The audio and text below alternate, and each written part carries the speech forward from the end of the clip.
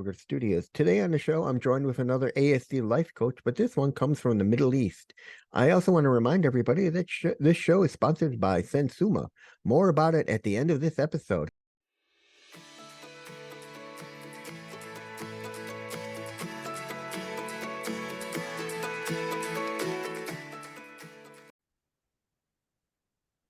Hello and welcome back to another episode of Inside the Asperger Studios. Today I'm joined with Youssef, who's going to be one of the new ASD life coaching coaches. Welcome to the show, Youssef. Thank you. I'm happy to be here. So why don't you tell me a little bit about yourself and we'll get going from there. I think to start with, so just recently I completed my Master's of Science degree in entrepreneurship from the University of Oslo. And it was through that master's degree that I began my research in autism spectrum disorder. And I kind of got interested in more and more, with my situation and professionally. And I thought, a good stepping stone into this career would be to join here with ASD Life Coaches, where I hope that I can provide both my academic knowledge and my personal life experiences. Okay, and when were you diagnosed with autism? Yeah, so it was actually during my studies. So when I was 26 years old, I was in Norway, and I believe it was in 2020. It was so quite recent. In the last part of my master's degree, I was actually having difficulty with the program, which led me eventually to talking to a doctor about getting an evaluation. And it was through that she agreed and recommended me to visit a local psychiatric center, and that's where I did my evaluation, and they diagnosed me with they still use Asperger's syndrome or autism spectrum disorder level 1. So it was kind of it's still a recent thing to me. But since the diagnosis, I've spent a long amount of time kind of rethinking the way I view myself and my life and the environment around me, and reevaluating my priorities for what I want to achieve. Okay. When you got diagnosed with ASD, that kind of changed the way you viewed things? Like, oh my God, this explains why I think like this, why I act like this? Yeah, no. More than anything else, it's been still, even 3 years later, I still have moments where I'll remember a seemingly insignificant memory, or some small thing that happened that I never had reason to think about before. And now with the diagnosis, I can look back at it with a different perspective and go, have all of these aha moments where I'm like, I can see now, I can understand better what's happening. Okay. Now, being diagnosed with autism, did that make you realize that things were different before than they were now with your life? Like you were doing the way you were doing things, did anything change? Yeah, I think definitely the way of doing things changed. For a very long time, I myself and even people in my close family, even before I was diagnosed, it was obvious. There was something different about me. But in my case, and I like to, I'm very grateful to have a loving and supportive mother who very early on, she recognized this, but she kind of promised herself to love me and support me as I am, even if she doesn't necessarily understand. There's also part of it is, the kind of the cultural and more awareness part. Mm-hmm. where in Kuwait, it's, a lot less people are familiar. So people, I think maybe even now it's getting better, but still there are people who haven't heard of autism spectrum disorder, who don't know what this is or don't understand it. And generally speaking, that can be, somewhat, that can be kind of hard, has difficulties. But despite not understanding, uh, I always had their support. For myself, when I had this diagnosis, what changed was I had a new perspective, Mm-hmm. and I could understand my needs better. I could understand and redefine my previous actions, because now I've become more aware. And generally now I strive to be something I am very big supporter of, is awareness and self-awareness, because I believe that within all of us, no matter our differences, when we're aware of what's going on inside of us and around us, we're able to take decisions that turn out in our best interest. And so this diagnosis was one of the things that led to what I believe is a greater degree of self-awareness and a great degree of introspection, which I'm grateful to have led me to where I am today. Now, what led you to wanting to become a coach for ASD life coaching? Yeah, so in my case, um, even before uh, the diagnosis, uh, I though I myself have experienced some difficulties with social communication, I've also, especially with that greater degree of introspection I was talking about, had some maybe quite profound experiences with, especially with friends, when it's one on one, when we're talking together. And quite a few times I received the feedback that I'll be talking to someone, and just my natural curiosity, and again that kind of that self-awareness uh, made them notice that I've never had conversations with someone like this before, uh, and I could tell that uh, I could definitely have the ability to help others with this. And especially after my diagnosis and after my academic work about surrounding autism employment, I made it a goal to uh, dedicate myself, work towards something that can benefit myself and others. Mm-hmm. Um, and so I think that I have something helpful to provide with coaching. And Mm-hmm. it's also, for me, this is uh, just another step in this learning journey. Because even though I'm doing the coaching, I know that me in the beginning will be very different. Oh, sorry, didn't catch that. No, never mind.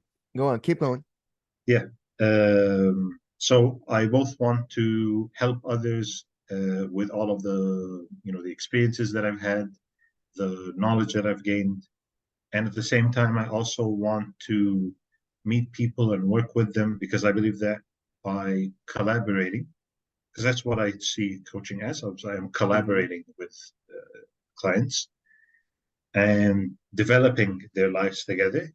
And I know that I have things to learn from them too. All right. So, since you've been diagnosed, has your life changed any? Have you started to realize things more closely and figure, oh, this is why I do that. Maybe I need to change? Or do you Yeah, just go on with your life and like, I'm not gonna let anything change me. I'm just gonna go on the way I am. and it's kind of definitely has been a lot of changes, except with on that second part. Mm-hmm. Some of that is true in that I've resolved to do what it takes to change and to grow as a person, uh, and do this out of love and greater understanding for myself, uh, because I believe it's a kind of my moral obligation toward myself, even when it's maybe a bit uncomfortable, especially when it comes to change Okay. and learning and adapting to a new situation. Sometimes it's not easy and even painful, but I know that ultimately it's good for me because I don't want to change the foundation of who I am. Kind of the things that I stand for and the things I believe in are what I want to maintain. And so then I'll change and grow depending on the things that happen to me in life so that I can continue to keep, uh, what or maybe some kind of like ideal or set of ideas that I believe in. All right. Now, does Kuwait, what kind of resources does Kuwait have for the neurodivergent, for those of us who are autistic, or do they not Mhm. have any, or is it very little? There's definitely some resources here on part of, in Kuwait we have, but it can be very different for Kuwaiti citizens. Generally speaking, there are many social systems from the government that support Kuwaiti citizens. So for those who are neurodivergent, those who are diagnosed, there is like monetary support for their families. Uh, However, in terms of like other kinds of support, most of it in Kuwait is directed towards young children. Mm, Um, there are many private ventures, so there are organizations that people in Kuwait have founded and support themselves uh, to support neurodivergent children. Uh, And now, more recently, and I mean this maybe within the past year, um, there are I know there are a couple of organizations who are working to train, prepare, and help neurodivergent and autistic people in preparing them for the workplace, because this was lacking in the support structure before. Uh, so there are people who are taking it on themselves. In terms generally of how I would describe it, um, both from an awareness perspective and a support perspective, um, it's definitely improving, but there's still a long road to go. I also hope that myself, with working with ASD life coaching, that I gain this valuable work experience, and there may be opportunities for me here in Kuwait. Uh, though that said, it's not incredibly easy at the same time, hmm uh, because like I said, it is definitely a long way to go. There is a lot of work still to be done, but I am still hopeful for the future from what I've seen today. All right. Now let's get to know you a little bit more personally. Where did you grow up? Yeah, so I was born here in Kuwait, and this is where I've lived almost my entire life. I think the longest time I've been away from home was when I was, doing my master's degree in Norway abroad. But yeah, this is where I grew up. This is my home, uh, and it's definitely kind of an interesting place because I say this sometimes, maybe a little jokingly, is that there's no place quite like Kuwait. Uh, Even among other Middle Eastern countries, very it's a very unique place to live in. All right. What motivates you, inspires you, and drives you?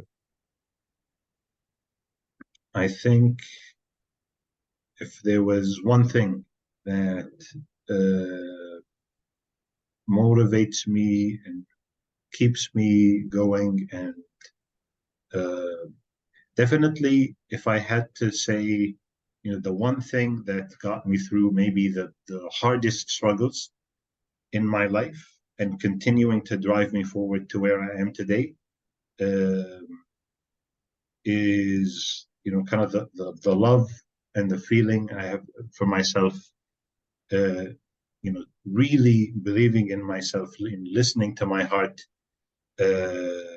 I think is the kind of the most powerful thing that I've ever felt. Uh, Especially when I think back about those times where I felt like I really did struggle, at times when I felt I was really lost in life. Taking the moment to sort of listen to myself, and trust myself, uh, always turns out well. It's not exactly uh, it's not exactly easy all the time or comfortable all the time, and more often than not, when it is uncomfortable, I know now it's time to listen. Now it's time to really look into where this uncomfortability is coming from, because almost always it leads to a positive change and it leads to growth in myself. And it is what makes me proud of who I am today. All right. What's the best compliment you've ever gotten?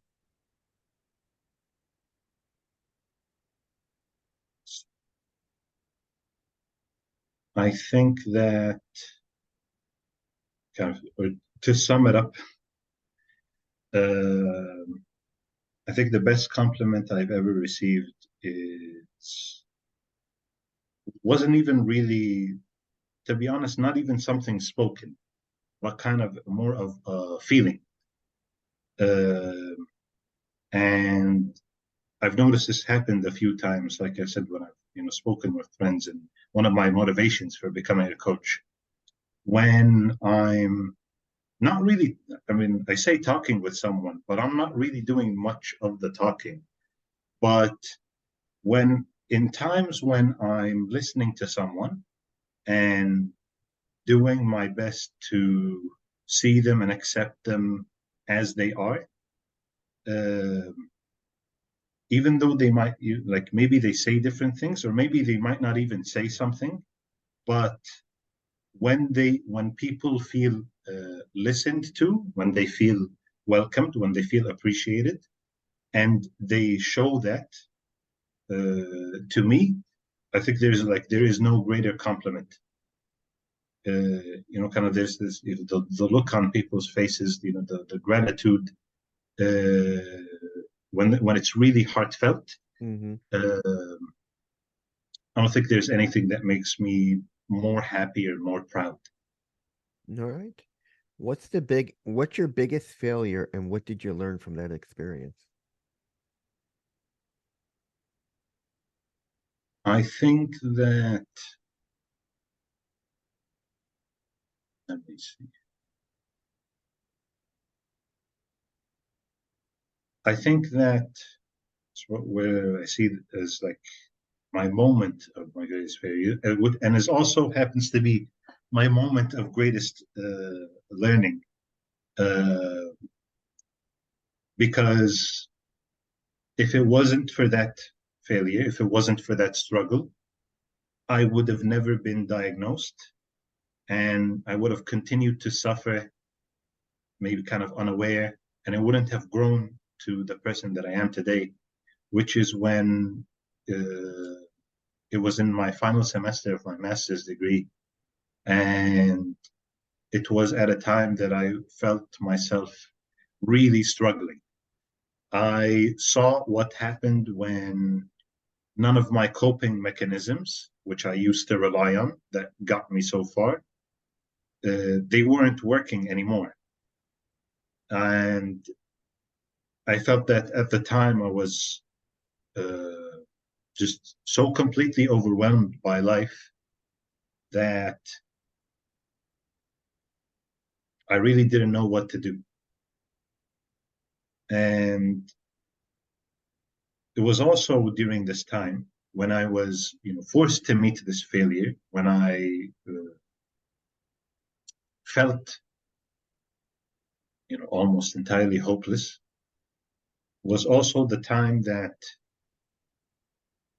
I had some trust in myself to say, and I distinctly remember this was a conversation that I had at the time uh, with my mother, that, I'm at a time in my life where I have no idea what the future holds.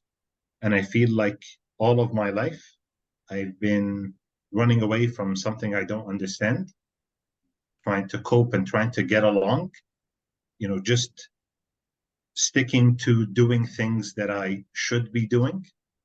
Uh, as I'm sure you've heard many times, sometimes it's like well-meaning people in our lives or wealth who say, you should be doing this, you should be doing that.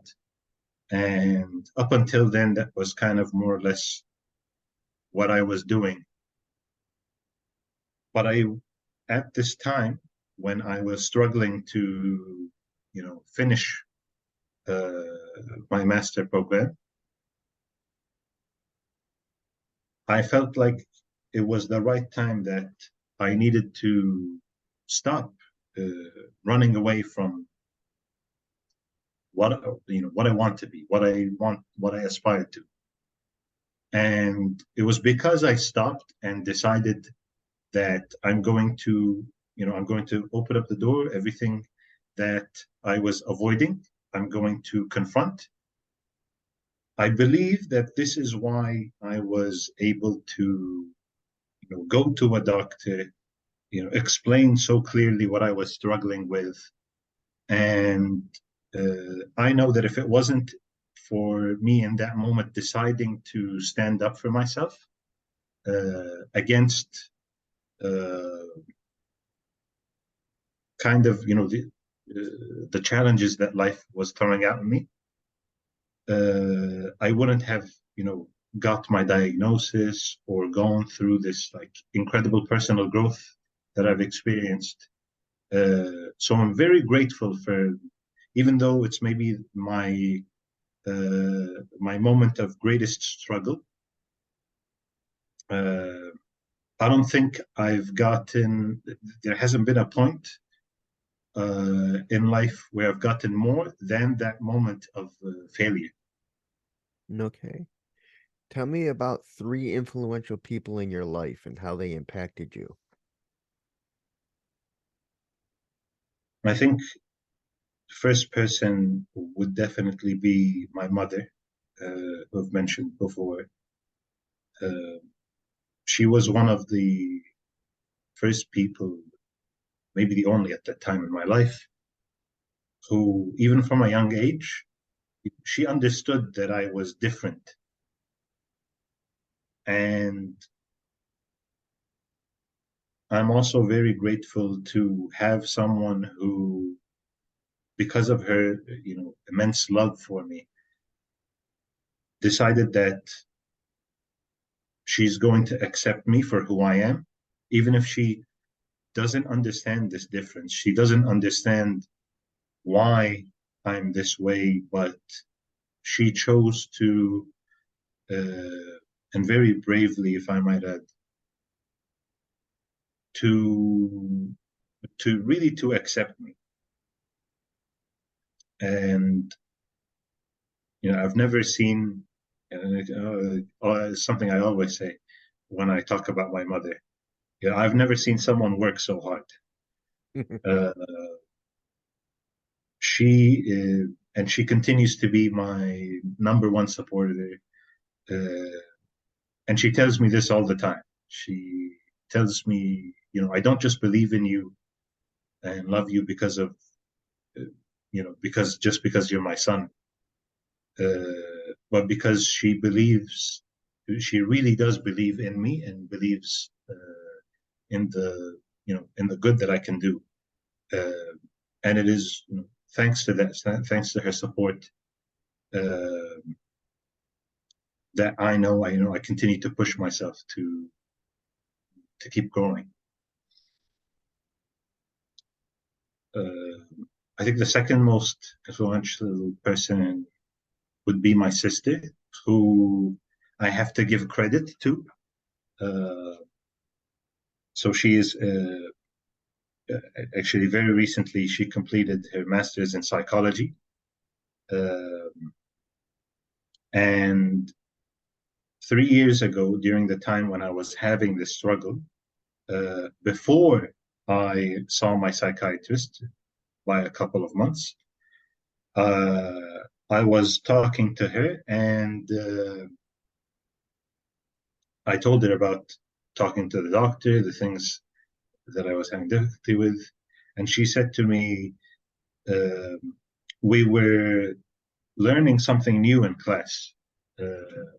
So we were learning about, as part of learning about neurodivergence, as a psychologist, she was learning about something called Asperger syndrome and autism spectrum disorder. Um, and she said when she was in class and they were learning about the traits of autism spectrum disorder, what it means, what it looks like, she said that she kept thinking of me.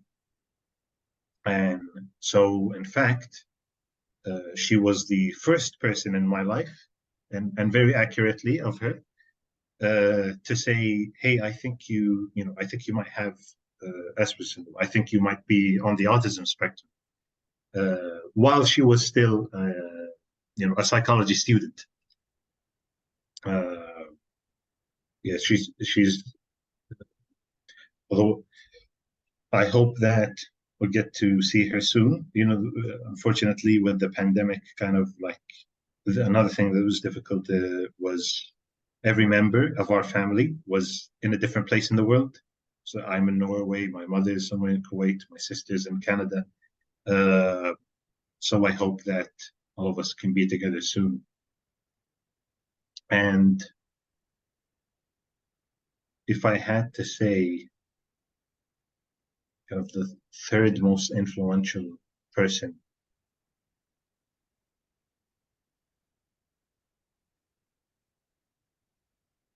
yeah, I think I would.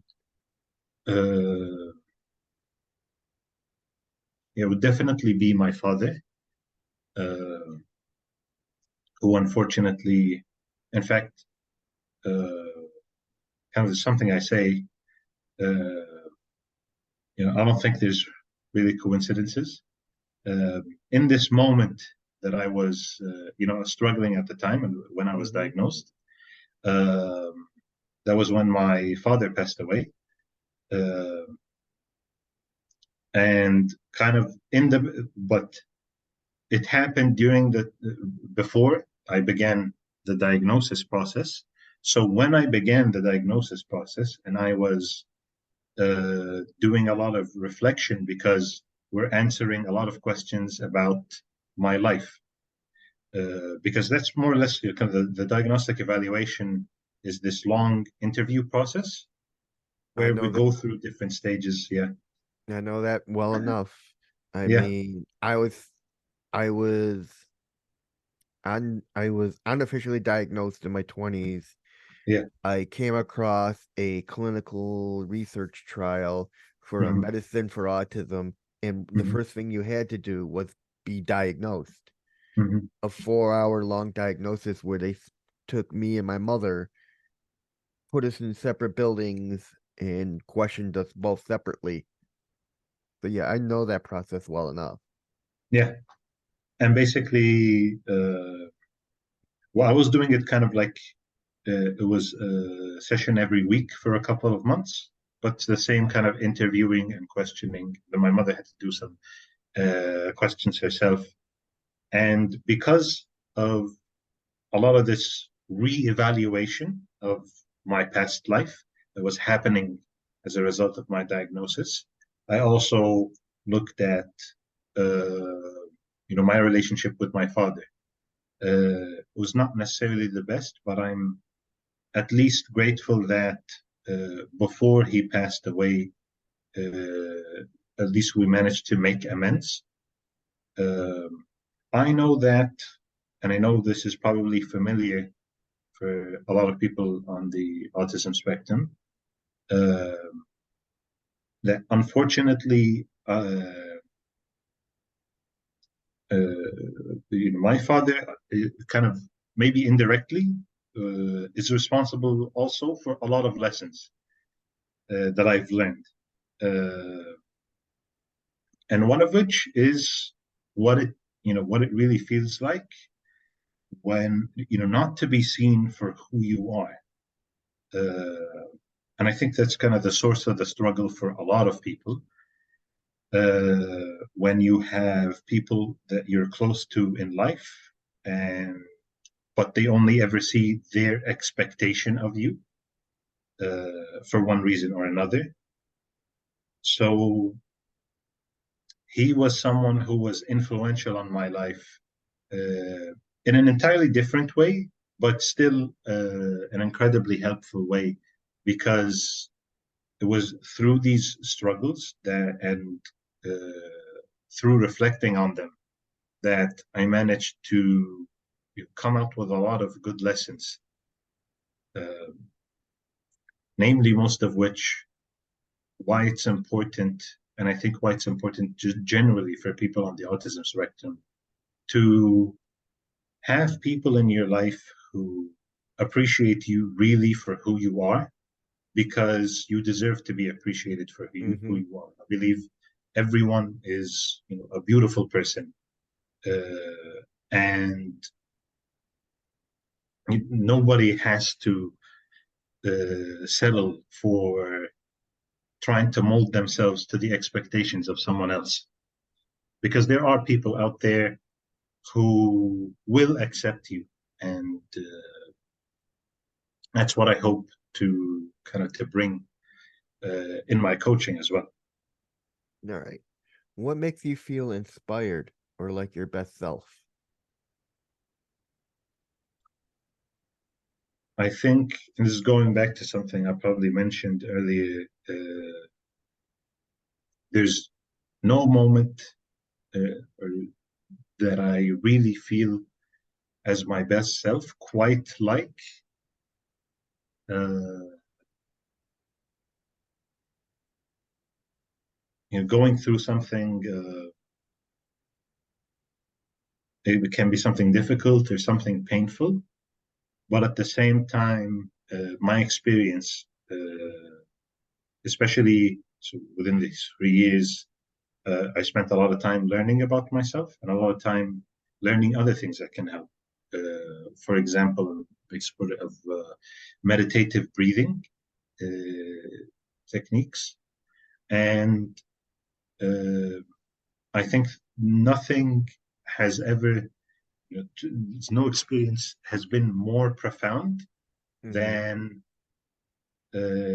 during these meditative breathing experiences when I am confronting and face to face with my emotions.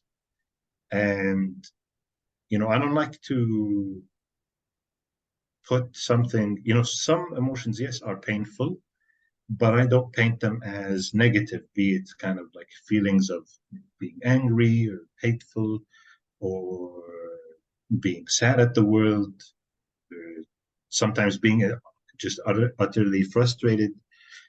I think nothing makes me feel more inspired than when I'm confronted by these feelings and I make an active choice to accept them and be aware of them, Mm-hmm.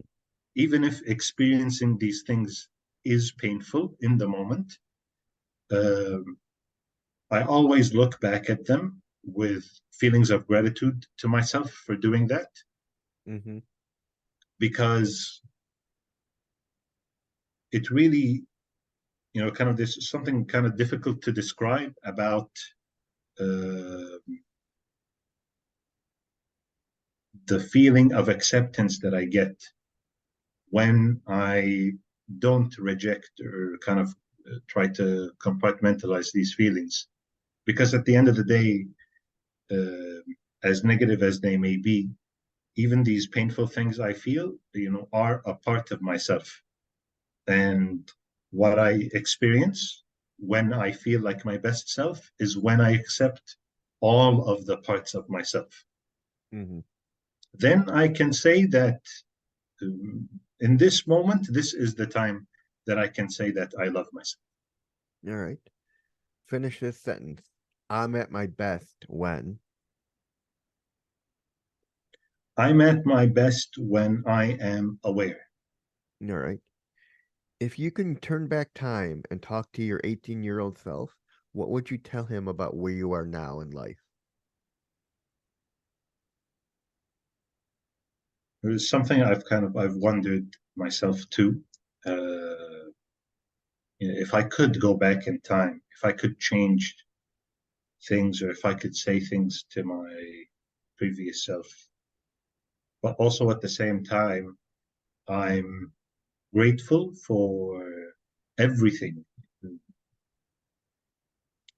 happy or not, that has happened in my life, because it leads me to who I am today. So I would, if I could talk to myself, at 18, almost, yeah, 10 years ago, uh, I would tell him that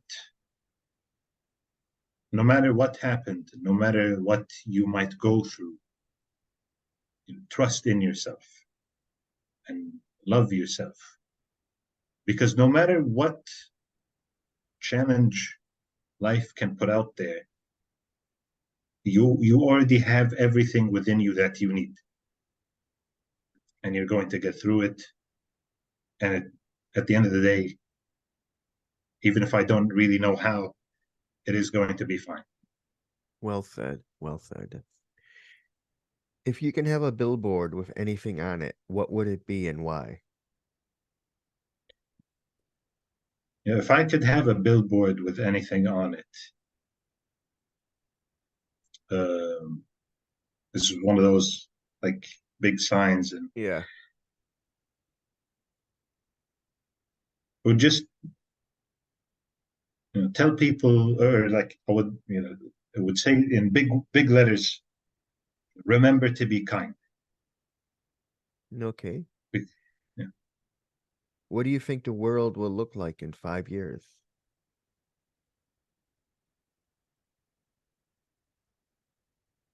I think we're at an interesting time.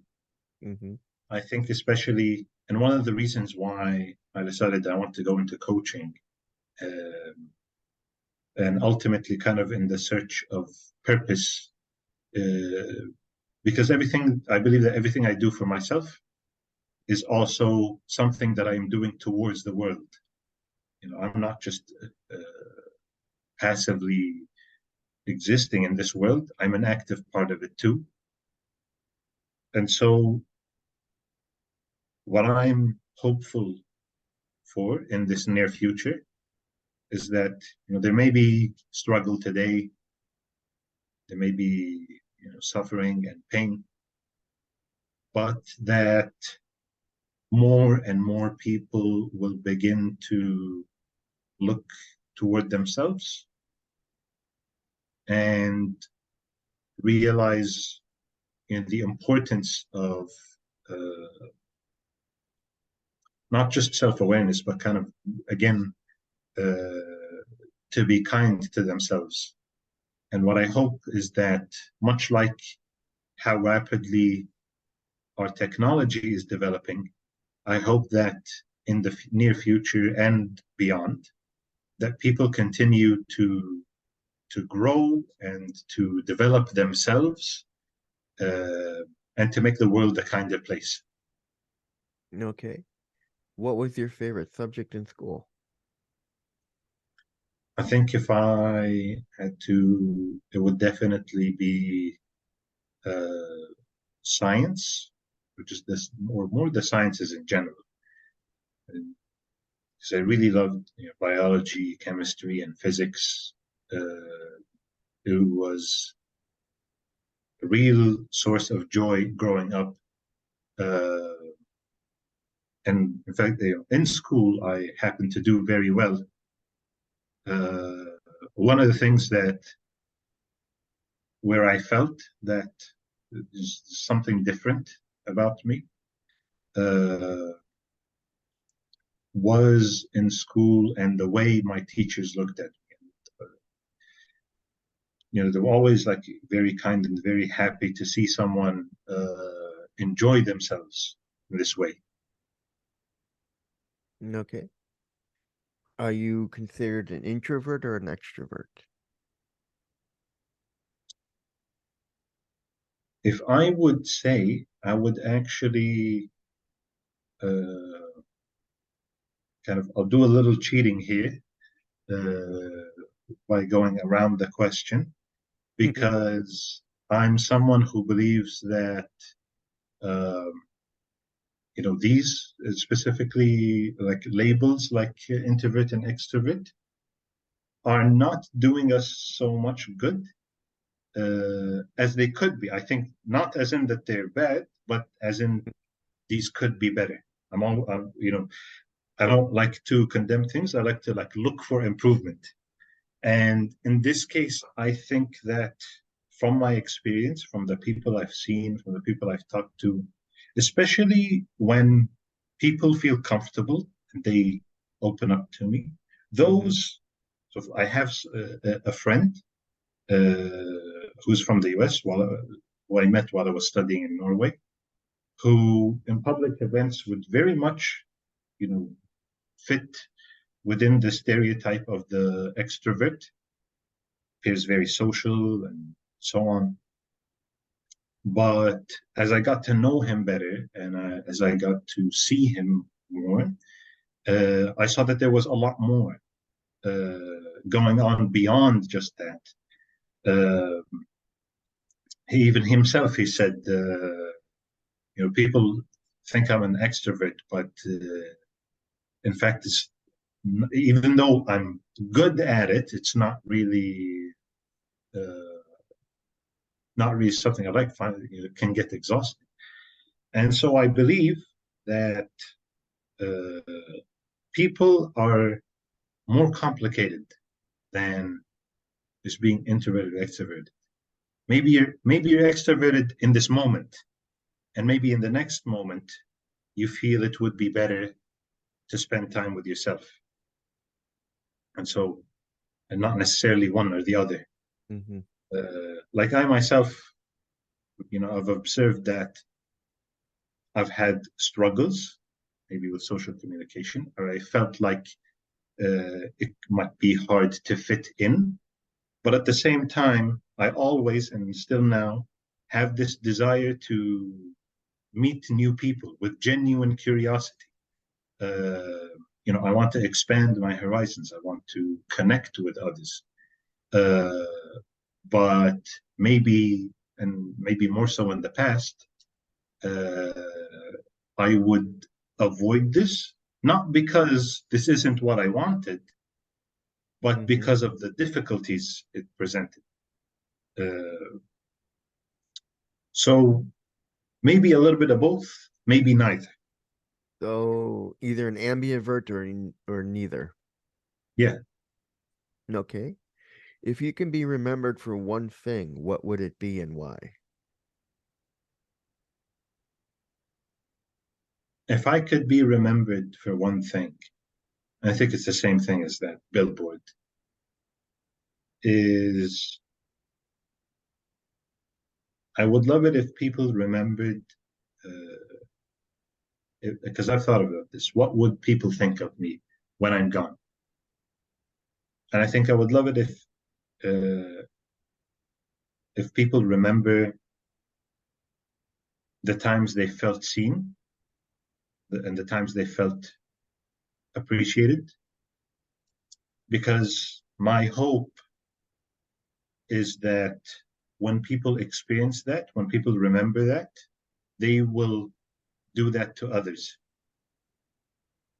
And I hope that if people remember me for one thing, I hope that I'm remembered for being kind. Okay. Tell me about where you are now in life. So right now it's a very interesting spot. I've just started with ASD life coaches, and hopefully I'm going to be talking to my first client very soon. Uh, I've come out of, I've actually completed my master's degree. Uh, and even though during the process of it, I was very worried, but again, continued to trust myself. And now I feel very proud to say what I've accomplished. And I feel like I'm at a time when I may be leaving some things behind uh, because there's a lot of opportunities about to open up. And it's also a little bit overwhelming. It's a little bit scary, but that's okay because it's like it's so many different roads ahead and so many different directions I could go in. But that makes it exciting too. All right. Now we get into the show that's a little bit more fun. And I also Mhm. want to remind everybody to please share this episode and like it. And let's get on. What is your favorite word?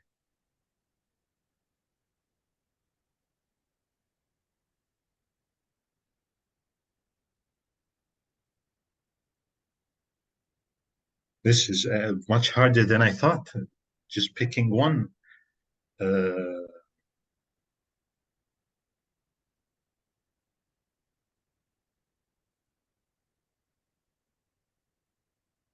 then probably I'll pick the first one that'll try to come to mind. Okay. Examine. All right. What is your least favorite word?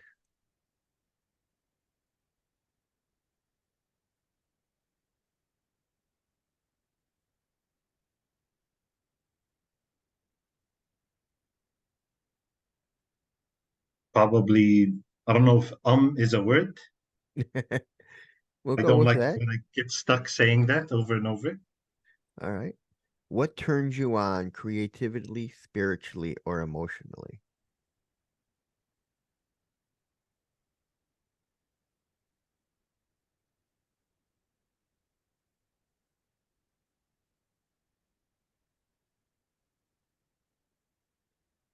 I think that would be whenever I'm kind of by myself. And also at times when I'm feeling at least a little bit scared, because kind of when you're scared, your mind gets thinking, Mm-hmm. but only a little bit. Not so much that it's overwhelming, but just enough that it's maybe even a little bit exciting. All right. What turns you off? Uh, Probably then the opposite of that. When it's a time when I feel like I'm very heavily preoccupied, especially when it's like a lot of responsibilities, I feel like my mind gets stuck looping the same thoughts of like I need to do this and I need to take care of that and so on and so on. That it's like there's no room for any creativity or freedom. Okay. What is your favorite curse word?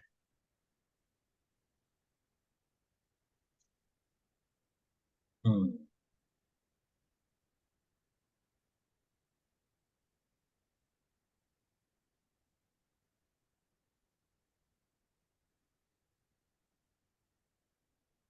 I'll have to uh, maybe this is a first, but for me, it would definitely have to be something in Arabic because they're far more interesting. One good example that comes to mind, uh, it's like something like, it's always, يلعن أبو أسلافك, which is it's like curse upon your entire ancestors. It's like you're really pissed off at somebody. It's like not just you, your entire bloodline. Oh God, that's a good one. All right. What sound or noise do you love?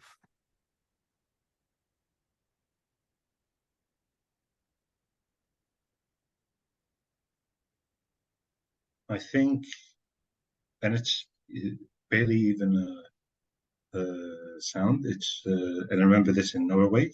If I go to visit the lake at a particularly very early time, in fact, I remember it was during my third semester. I was staying up late, working on the final submission for that semester. It was the last project that I had to submit. And I was just like, okay, I'm just going to crunch it out and get everything done, and then I'll be good. And I submitted everything, and it was so late. It was like uh,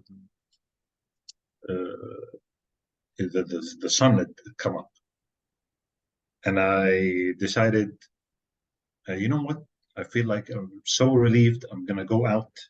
And where I was living, I could take the subway, and you could actually, the last stop goes to a lake.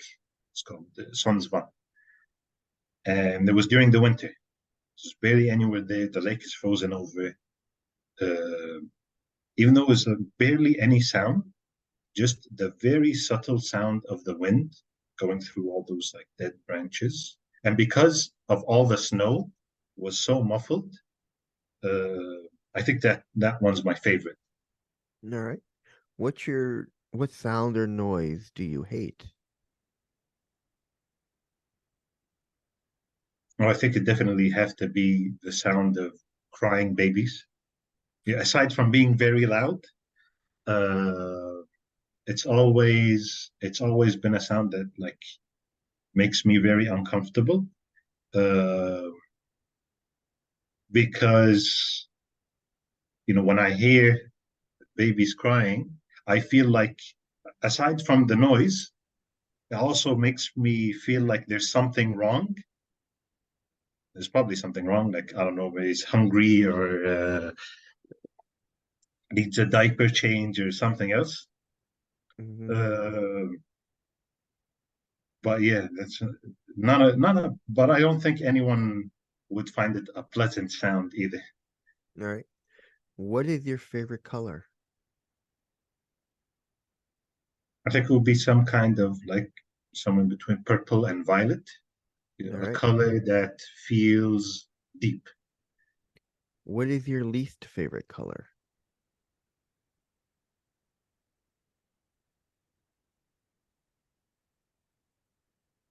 I think it would be some kind of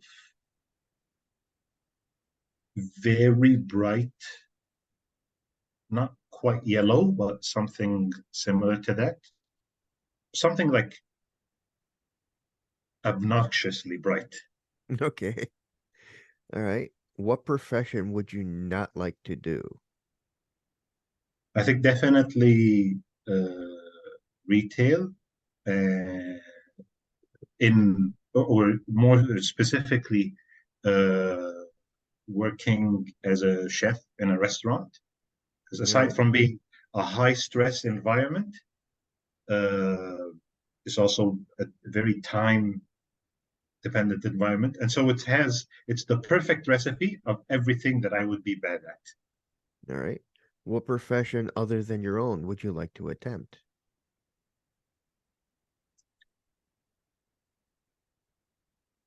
Um, it would definitely be much like in my childhood, uh, continue be in something cutting edge in science.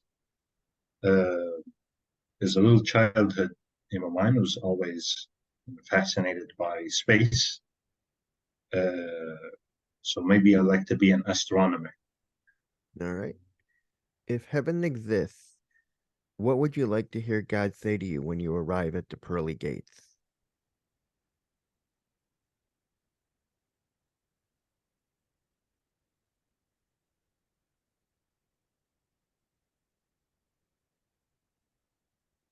I think I'd like to hear say something like, you did well.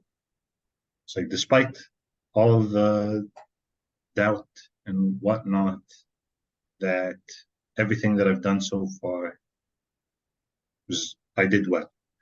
All right. When you arrive at heaven, who would you like to meet?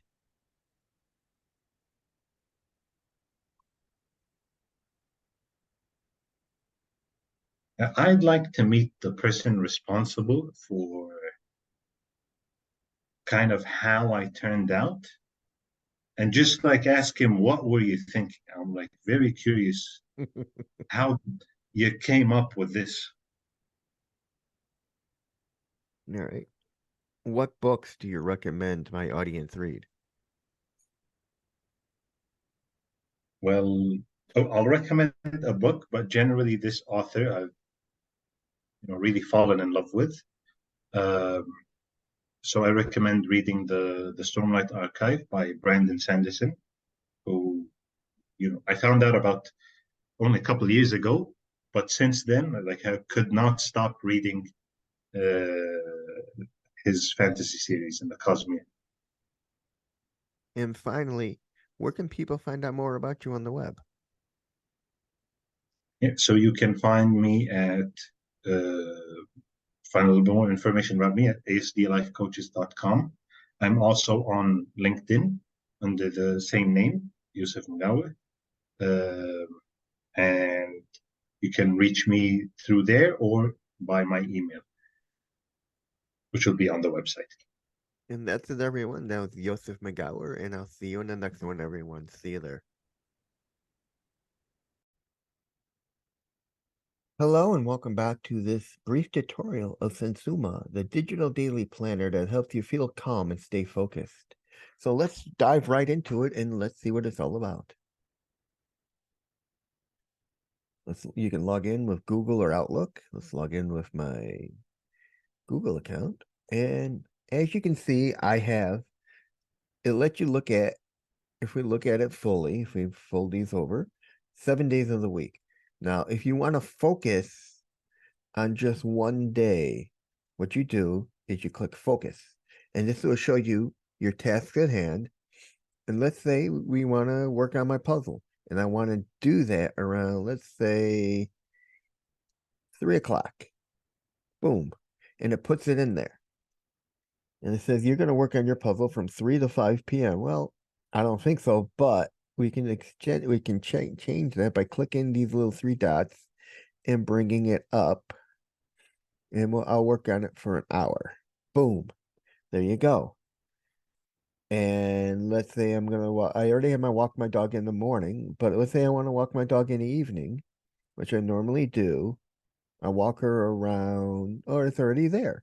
You can see I might walk my dog around 2 o'clock. And my journal is there too.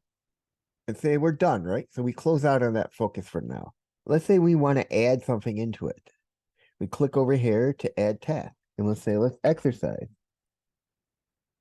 We type it in. We say it's going to be on the channel personal because it's a personal thing. And I'll say my exercise is going to take me 25 minutes. Now, you click here and they'll open up your screen, your focus screen for that one task.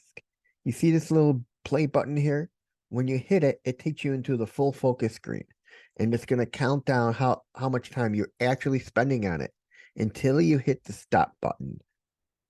You can add subtasks to that, and you can add notes. Let's say I'm going to add a note, and I'm going to say, don't forget to use the app, because I use a special app to help me focus, which is it's called, hang on one second, it's called Copilot.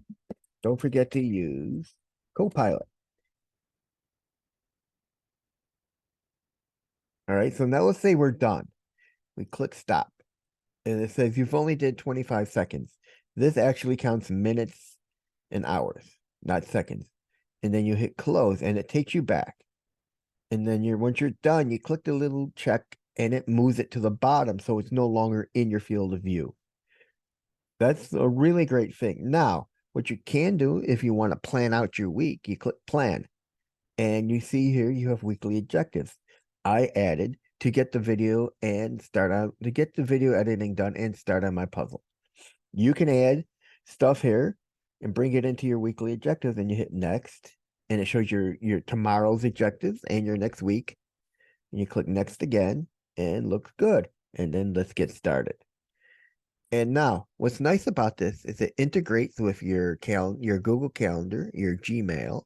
You got objectives, you've got a backlog, you have archives, you got a search, and just let you know what's going on with them on the weekly updates. And they're constantly adding and fixing things, so that's really nice. Now, let's say you want to create your own channel. So we come down here, we go to manage channels. Now here you see create content, create channel. You can either disable a channel by clicking here on or off to enable it or disable it. And let's say I want to create a channel in my work. And I'm going to say work on audio or clean audio. That sounds better. Clean up audio or podcast. And context is work. Default channel, no. This is going to be under, and we're going to give it a color. Let's give it orange, and we'll say create. Now, as you look, there is cleanup audio, and that's going to be either for podcasts, and you can either enable or disable it. Now, we go back to return to our workspace. So let's say let's go over to editing, and we're going to give this a different channel. We go over here, and we're going to say this one's just going to be cleanup audio for podcast. And it changes the color there, and it changes it here. Now, what's really nice about this is when you start up the episode, when you start it up, you can set your calendar up with your tasks at hand. You can do so much with it. And it gives you time to focus on that day by just letting you click focus. And what this does is, like I said before, it lets you focus on the day and your daily objectives instead of getting so confused by looking at your calendar and not knowing what's going on and what's happening in that particular day. Now, when you're done, it's going to give you a little reminder because it'll ask you to set what your shutdown time. Mine usually gives me a reminder at 9 o'clock at night to say, hey, shut down for the evening. And once you do that, you go to shut down. We'll go over here to shut down, and it'll say, okay, this is what you've worked on. This is what you didn't get done. It'll say what categories they're in, how much total time you spent, and shut down, wrap up. And then you close it, or you can just exit right out of it. And that's Sansuma in a nutshell. I'll see you guys in the next one. See you there.